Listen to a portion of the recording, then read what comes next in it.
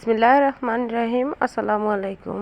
আশা করি সকলে ভালো আছেন। আলহামদুলিল্লাহ, আমিও সকলের দোয়ায় আমার পরিবার নিয়ে ভালো আছি। তো পুরো সপ্তাহ শেষ করে আবারও আপনাদের মাঝে আরেকটি ভিডিও নিয়ে চলে আসলাম।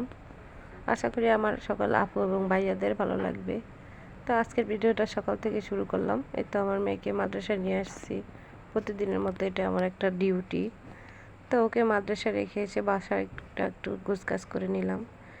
আগেও করেছি, কিন্তু বেডশিটটা চেঞ্জ করে ধুলাই করা লাগবে, তো ওটা উঠিয়ে আবার নতুনটা দিয়ে একটু বিছানাটা গুছিয়ে নিলাম। আমার বাসাটা অনেক বড়, আর গ্রামের বাড়ি হওয়াতে প্লাস্টারগুলো নষ্ট হয়ে গেছে। গত বছরই করা হয়েছিল, কিছু করার নাই, যেহেতু নষ্ট হয়ে গেছে এটা একবারে ভেঙে করা ছাড়া আর কিছুই করা যাবে না। তো দেখতে একটু খারাপ লাগে, সেটা আমিও জানি।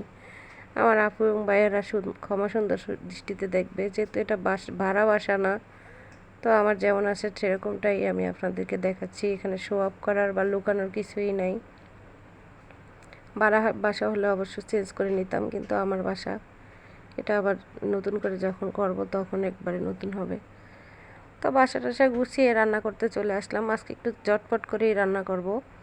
আমি আলু আর বেগুন সিদ্ধ করে নিয়েছি প্রেশার কুকারে, আর রাইস কুকারে ভাত হয়ে গেছে, ডাল রান্না হয়ে গেছে। তো পোয়া মাছটা ভাজি করে নিলাম। ভাজি করে নিয়ে মশলাটা কষিয়ে রান্না করে ফেলবো। আজকে একটু অনেক রকমের দৌড়াদৌড়ি বলতে কাজই আছে। মেয়ের স্কুলে যাওয়া লাগবে, দুইজনেরই। বড় মেয়ের স্কুলে যাওয়া লাগবে, আবার ওকে তো মাদ্রাসায় দিয়ে আসলাম, আবার নিয়ে আসতে হবে। তো তাই শর্ট টাইমের ভিতরে রান্নাবান্না এবং বাসা গোছানো সব কাজই তো করে রেখে যেতে হবে। আবার বাইরে থেকে আসার পরে প্রায় 2টা বেজে যাবে, তখন তো আর কাজ করা যাবে না। তাই আমার 10টা থেকে 1টার ভিতরে রান্নাবান্না, ঘরে গোছানো সমস্ত কাজ শেষ করে বের হওয়া লাগবে। সেই জন্য তাড়াহুড়া করে এই রান্নাগুলো করতেছি। প্রায় আমার রান্না করা শেষ। হ্যাঁ, তো দেখেন তরকারিটা রান্না হয়ে গেছে। এরকম শর্টকাটে কোন আপুরা রান্না করেন অবশ্যই কমেন্টের মাধ্যমে জানাবেন, কমেন্টে বলবেন। এই তো এখন বের হয়ে গেছি। এটা আমার ভাগ্নে, ওর আম্মু জব করে, তো আমার কাছেই থাকে। আমার শাশুড়ি কিছুদিন হলো ঢাকাতে গেছে আমার দেবরের বাসায়, তো আমার ননদ যেহেতু জব করে ও আমার কাছেই থাকে। তো কী করবো, বাসায় তো আর ও একা থাকতে পারে না, ওকে নিয়েই বের হয়েছি। আর দেখেন কীরকম দুষ্টামি করতেছে আর মজা করতেছে।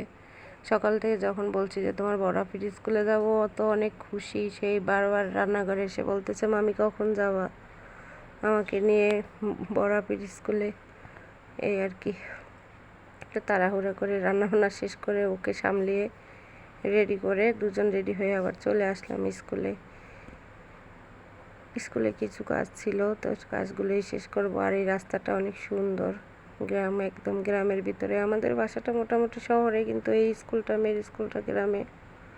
এখানকার স্কুলগুলো তেমন একটা ভালো না, সেই জন্য এই দূরের স্কুলটাতেই দেওয়া লাগছে। অবশ্য তেমন সমস্যা নেই, আমাদের বাসার সামনে থেকেই অটোতে উঠলে আবার স্কুলের সামনে চলে আসা যায়। তো 5 মিনিটের কম সময়ে আমরা চলে আসছি। স্কুলে এসে কাজকর্ম শেষ করলাম করে, এটা সন্ধ্যাবেলায় বড় মেয়ে কিছু ফ্রেঞ্চ ফ্রাই রেডি করছিল। আবার আমার ননদের জামাই অনেকগুলো সিঙ্গারা নিয়ে আসছিল, আমি খেয়ে ফেলছি। তারপরে আবার এগুলো আবার ওদের জন্য রাখলাম।